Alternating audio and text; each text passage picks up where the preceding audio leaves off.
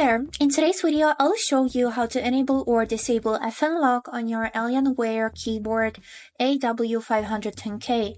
Let's get started. So as a first step, let's talk about what is the FN lock. So this key combination locks these buttons from FN1 to F12.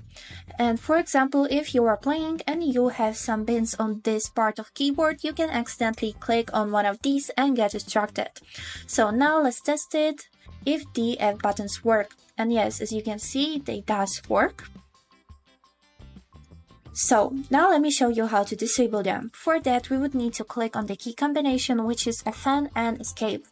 And now none of these F buttons will continue to work.